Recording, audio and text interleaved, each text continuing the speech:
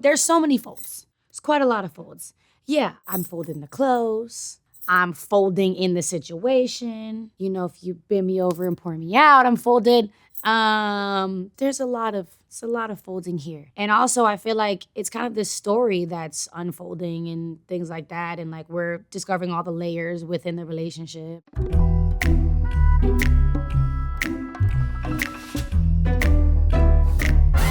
I went to Miami with some of my friends who I write and produce with. We were like literally went there to finish a song with another artist. Like that was the entire point of the trip. I was like, guys, he wants to finish it in person. We need to knock it out. Like, let's just go. Like that was the entire point. And then on like day 3, after like working on that song, we like got a house, like a studio house. I don't really do well in like studios. Like the dark rooms and there's no windows, and I need to like take my shoes off and walk around, like lay on the floor if I feel like it, go outside, catch, some air. So I work really well in houses. So we got a studio house and invited a bunch of like just my favorite producers ever, actually. So no big deal. Dre Harris, who produced the song, is like high-key the biggest legend ever in like my personal discography of like what kind of music shaped me. And he came and he played this beat and I was like, hold it right there, partner.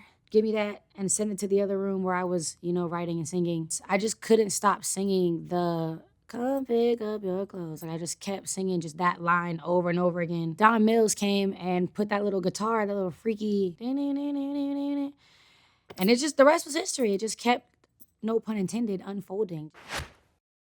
It's so silly of me to act like I don't need you bad when all I can think about is us since I seen you last. The vulnerability is in not playing tough. I think that it's really easy to like walk away from something and be like, yeah, and I don't think about you ever, and that's cool, and I'm gonna just ignore it, and like you don't mean anything to me. But it's a more vulnerable thing to be able to say, man, it's really silly of me to like act like this is not all that's like running through my mind right now. So we had to come out the gate and just be like, hey, sorry, time to be honest. I know I didn't have to walk away. All I had to do was ask for space. I'm telling you, be on your way when I told you to fall back. Yeah, I think I am a not fleeting feeler, but I think that like I feel things and also experience such a heightened amount of emotion that like sometimes my initial reaction is to just protect myself. It's like I told you to fall back. I walked away. Like it's that initial protection wall that goes up. That's like I'm doing this because I just need to go like, handle myself and feel better. But even though I said that and even though I did that, like what I really meant and what I really felt was that I'm just hurt, but like I love you. Come pick up your clothes. I had them folded. Meet me at the door while it's still open. I think the significance of them being folded is like there's care in that. They're saying like I'm actually not so pissed that I threw them out the window or I bleached them or I sold them on a website or anything like that. Like that was a gesture. That was almost like an olive branch. And that's kind of how it felt to me. Is it's like I'm waving a little bit of a flag here, which means that I really, really, really care. Because if I didn't care, yeah, I could Uber carrier. I'll get it dropped off. You know what I mean? I'll have somebody take it to your house, put it on the porch. It's just a little extension of like, hey, I did a nice thing. Maybe let's talk. I might look really good when you get here. I don't know. We might have to. It might be a trap. Let's talk it out. I know it's getting cold out, but it's not frozen. So come pick up your clothes. I had them folded. I know that we're in an icy spot right now. Like, I know, like, we're not good. Like, we've been cold to each other. It's just been cold in general, but it's not frozen. Like, it's not completely, done. It's not iced. It's like, it's the same thing kind of as the door open line. Like, it's this in-between spot that's just like, it's this, but it's not. We might be here, but we're not done. Like, there's something that we have to sort. And, like, we're in that sticky, like, icky little medium that's like tension, but also like hope, but also like it's painful, but like you're still like, dang, I don't know, but I like want this, but I gotta find out. And you really don't know until you see somebody in person. I'll let your body decide if this is good enough for you. Already folding it for you, already folding up for you. I'll let your body decide if this is good enough for you. Already folding it for you, already folding up for you. Well, there is another double entendre in that, in saying, I'll let your body decide. One, depends on did we make some shake when you got there? But two, it's about that feeling of discernment that you have in your body when you see someone and you have that conversation. Like you'll feel it. Like when you see someone and your knees get weak and your stomach hurts and your heart flutters and you want to collapse a little bit. It's that feeling of like, I'll let that feeling that you have in your body decide, if this is worth reopening and patching up. But on the flip side, it's also that little like sexy innuendo of like, yeah, if it feel good, fuck around. You know what I mean?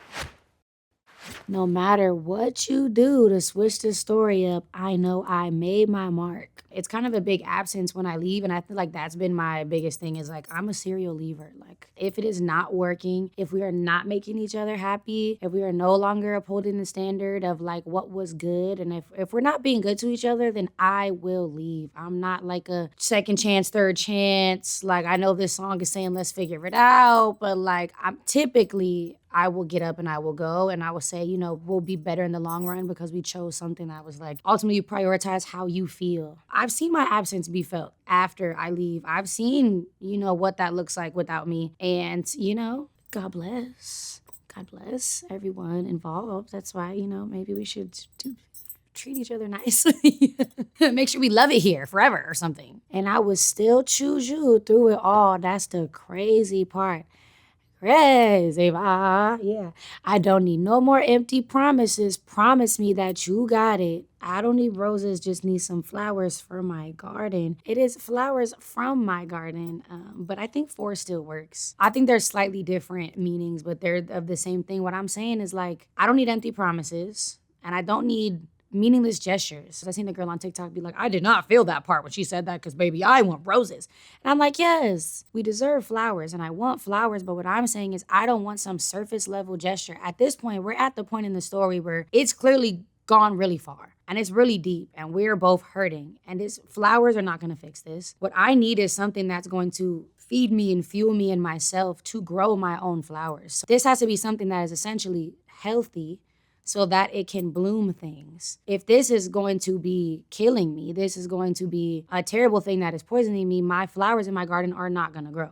Can't you go back to how you loved on me when you started? I be here begging for you. You should be giving me love all damn day till the day is done. So if you wanna go that way, I'll be waiting up. Don't you hate when it changes? Don't you hate when the tides shift? And honestly, that I think speaks to why, a lot of things haven't worked out for me here and there because things really do change. I think people idealize people a lot and people will fall in love with the version that they saw on the internet. I think that's why dating is so interesting these days because people have perceptions of you. I've dated people who at some point was like, yeah, I've listened to you for years and years and years. And I'm like, dang, this is not a clean slate. Like you're getting to know me from a version that you have gotten to witness from afar for 10 years now. And I'm not, the sliver that's the artist that people are aware of or a social media presence or an online figure. I'm a person. So I think my thing is people will always put their best foot forward in the beginning. That's just how it works. That's how it works in any facet of life, being a person. And it really takes commitment and loving what you have so much and choosing that person over and over and over again to be able to carry on something long in that way. So I think we've all been there where the tides just changed and you were like, dang, you don't love me the same. And it's a really like harrowing feeling. It stings so good. Well, people have taken that second hook and turned it into like a singer challenge on the internet. And I'm just nerding out as a musician, like just about all the different tones and the different ways of singing it and the different ways people are approaching it. And I've seen people turn it into a gospel song. It has its own life as far as like the singers go.